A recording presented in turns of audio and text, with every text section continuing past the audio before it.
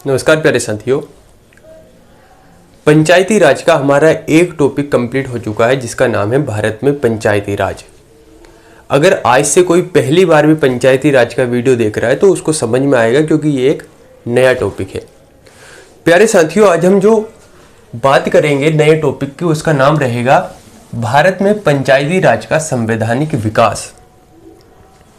कहने का मतलब ये है कि हमने देखा कि भारत में किस तरीके से पंचायती राज का प्रारंभ हुआ। ये भी हमने देखा कि प्राचीन काल में कैसे हुआ, मध्यकाल में कैसे हुआ, आधुनिक भारत में कैसे हुआ, ब्रिटिशों के दौरान कैसे हुआ। लेकिन बात ये आती है कि जो एक बड़ा ही महत्वपूर्ण शब्द है जिसका नाम है संवैधानिक विकास। संवैधानिक विकास का मतलब होता है संविधान में किस तरीके से पंचायतों को दर्जा मिला, किस तरीके से पंचायतों को सशक्त बनाने में संविधान की भूमिका रही और कैसे संविधान में पंचायतों को स्थान दिया गया, उसे कहा जाता है भारत में पंचायती राज का संवैधानिक विकास।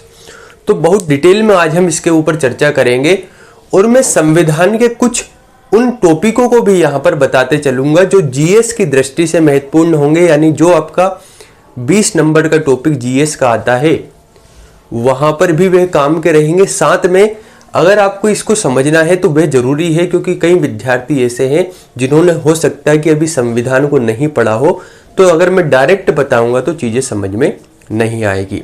तो बहरहाल हम चीजों को शुरू करते हैं। देखिए, सबसे पहले हुआ क्या, 1989 की बात है, 1989 की बात है। 1989 में राजीव गांधी सरकार आती है। राजीव गांधी सरकार ने सोचा कि जो पंचायत है, पंचायतों को सुदृढ़ किया जाए, इन्हें सशक्त किया जाए। लेकिन सशक्त करना है तो इसके लिए करना क्या होगा, तो इन्होंने संविधान में संशोधन करने का सोचा और संविधान में संशोधन कर सोचा कि क्यों ना पंचायतों को संवैधानिक दर्जा दिया जाए। कहने का मतलब 1989 में राजीव गांधी सरकार ने सोचा कि पंचायतों को संवैधानिक दर्जा दिया जाए ताकि संविधान जो पंचायत है इनकी स्थिति सुदृढ़ हो, इनकी स्थिति थोड़ी मजबूत हो। परिणाम स्वरूप इन्होंने संविधान संशोधन करने की सोची। बात यह आती है कि सर संविधान में संशोधन होता कैसे है, सबसे पहले तो इस बात को बताइए, तब तो हम समझ पाएंगे कि संविधान में संशोधन कैसे हुआ। हमारा जो संविधान, इस संविधान को जब निर्मित किया गया तो इसको इतने अच्छे ढंग से पेश किया गया, इसको इतने अच्छे ढंग से लिखा गया कि इसमें उन चीजों को भी शामिल किया गया जो हो सकता है कि भविष्य के लिए हमारे काम की रहे। साथ में इसमें यह भी प्रावधान किया गया कि अगर भारत के संविधान में कुछ चीजों को ऐड करना हो, कुछ हटाना हो, तो इसके लिए भी विधि बनाई गई कि कैसे आप कुछ चीजों को इसमें जोड़ सकते हैं। जैसे आप किसी भी बुक को देखते हैं, कोई भी राइटर किसी बुक को लिखता है तो उस बुक के लिखने के बाद उसका नया संस्करण आता है, यानी कुछ चीजें उसमें ऐड होती है। ठीक ऐसे ही हमारा संविधान भी एक पुस्तक है, एक दस्तावेज है जिसमें कई चीजें लिखी हुई है और भविष्य में परिस्थितियों के हिसाब से कुछ चीजें और अगर हमें ऐड करना हो तो उसके लिए एक विधि अपनाई जाती है जिसे कहते हैं हम संविधान संशोधन की विधि, जिसे हम कहते हैं संविधान संशोधन की प्रक्रिया। तो 1989 में भी राजीव गांधी सरकार ने क्या सोचा कि पंचायतों की स्थिति अगर हमें सुधारनी है, इसे अगर अच्छा बनाना है, तो हमें इसमें संविधान संशोधन करना होगा। लेकिन और डिटेल में अगर आप देखना चाहते हैं तो मैं आपको समझाता हूं संविधान संशोधन। देखिए, भारत का जो संविधान है, इस भारत के संविधान में संविधान संशोधन करने की जो प्रक्रिया अपनाई गई है, यह प्रक्रिया कहती है कि संविधान में अगर आपको संशोधन करना है, संविधान संशोधन, तो ये प्रक्रिया कहती है कि अगर आपको संविधान में संशोधन करना है, कोई भी नई चीज ऐड करनी है, तो आप 3 तरीके से उसमें कर सकते हैं। और इसके लिए भारत के संविधान के भाग 20 में अनुच्छेद 368 में उस विधि को भी बताया गया, उस कानून को भी बताया गया कि कैसे आप संविधान में संशोधन कर सकते हैं। और जब आप संविधान में संशोधन कर सकते हैं तो उसके बाद वे चीज कानून में परिवर्तित हो जाती है, वही कानून का रूप ले लेती है। अब आपके मन में एक डाउट और आ रहा होगा कि सर ये भाग क्या होते हैं, अनुच्छेद क्या होते हैं। भाग हो गया, अनुच्छेद हो गया, अनुसूचियां हो गई।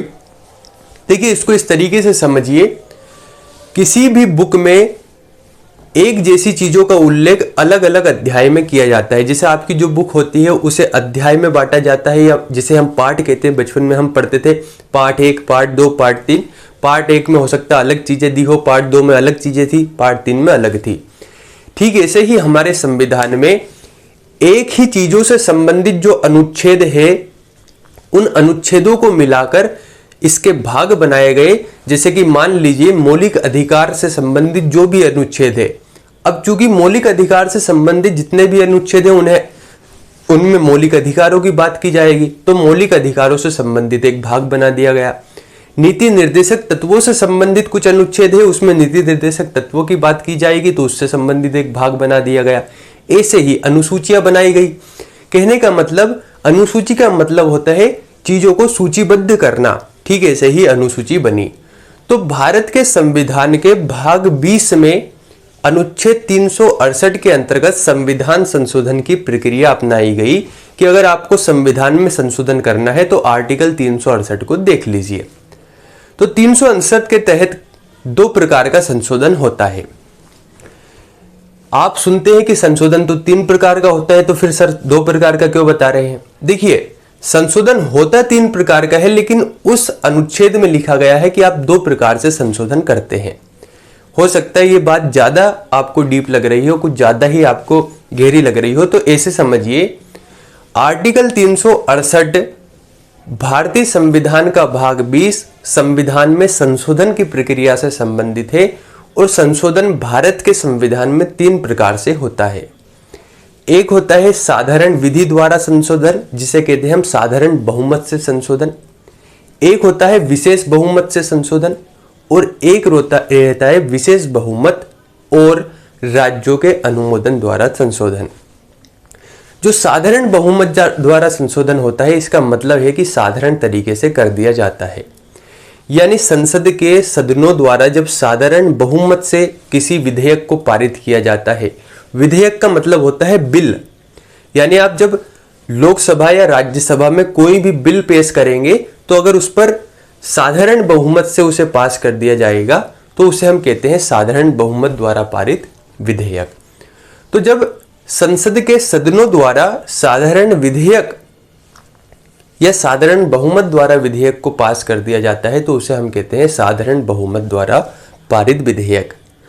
कई एग्जाम में प्रश्न बनते हैं कि संसद के अंग कितने होते हैं, तो ध्यान रखना संसद के 3 अंग होते हैं। पहला लोकसभा, दूसरा राज्यसभा और तीसरा राष्ट्रपति। इन तीनों को सम्मिलित रूप से संसद माना जाता है। यानी संसद के कितने अंग हैं? 3 अंग हैं, लोकसभा, राज्यसभा और राष्ट्रपति। तो साधारण बहुमत से जो विधेयक पारित होता है उसमें क्या होता है, समझने के लिए समझिए। लोकसभा में विधेयक गया, साधारण बहुमत से पारित कर दिया जाएगा, फिर राज्यसभा में उसे भेजा जाएगा, राज्यसभा में भी अगर साधारण बहुमत से पारित हो गया और उसके बाद राष्ट्रपति के पास भेजने के बाद अगर राष्ट्रपति उस विधेयक पर सहमति दे देता है, उस पर हस्ताक्षर कर देता है, तो वह कानून बन जाता है, यानी संशोधन पूरा माना जाता है। दूसरा टाइप है विशेष बहुमत। विशेष बहुमत का मतलब होता है कि संसद में उपस्थित और मतदान करने वालों का 2/3 बहुमत होना चाहिए। साथ ही संसद की जो कुल सदस्य संख्या है उसके साधारण बहुमत से अगर कोई विधेयक पारित होता है तो उसे हम कहते हैं विशेष बहुमत द्वारा पारित विधेयक। तीसरा जो सबसे ज्यादा कठोर माना जाता है उस विधेयक का क्या नाम है, विशेष बहुमत द्वारा पारित विधेयक, साथ ही राज्य विधानमंडलों द्वारा पारित विधेयक या राज्यों के अनुमोदन द्वारा पारित विधेयक। इसमें क्या होता है कि देखिए, समझने के लिए समझिए आप, कोई विधेयक लोकसभा में गया तो लोकसभा पहले तो उपस्थित और मतदान करने वाले सदस्यों द्वारा यहां पर 2/3 बहुमत से इस विधेयक को पारित करेंगे। फिर संसद की कुल सदस्य संख्या के साधारण बहुमत से यह पारित होना चाहिए। उसके बाद राज्यों की विधानमंडलों में इसे पहुंचाना चाहिए और आधे से अधिक राज्यों की जो विधानमंडल है उसके द्वारा साधारण बहुमत द्वारा इसे पारित करना चाहिए। उसके बाद राष्ट्रपति के हस्ताक्षर के बाद इसे कानून माना जाएगा।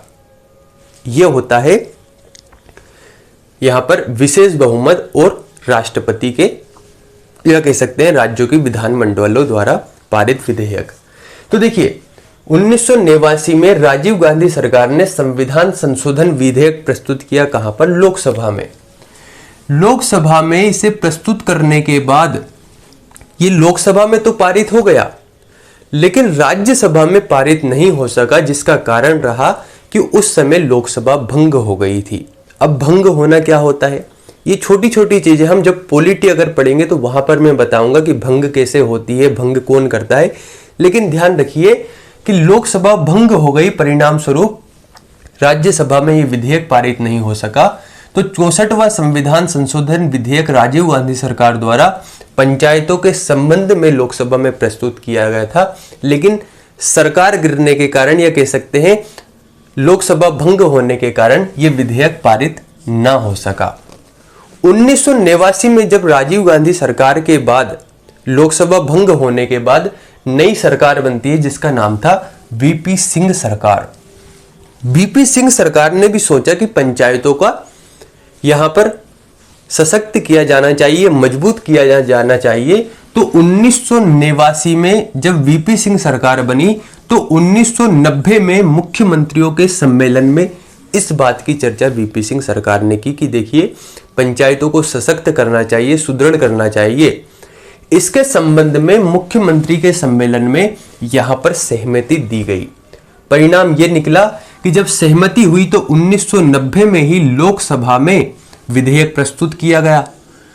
लोकसभा में यह विधेयक प्रस्तुत किया गया, लेकिन उसी समय सरकार गिर जाने के कारण इस विधेयक को भी पारित नहीं किया जा सका। तो ध्यान रखना, पंचायती राज से संबंधित दो विधेयक पहले ही आ चुके थे। पहला था 64वां संविधान संशोधन विधेयक राजीव गांधी सरकार द्वारा 1989 में।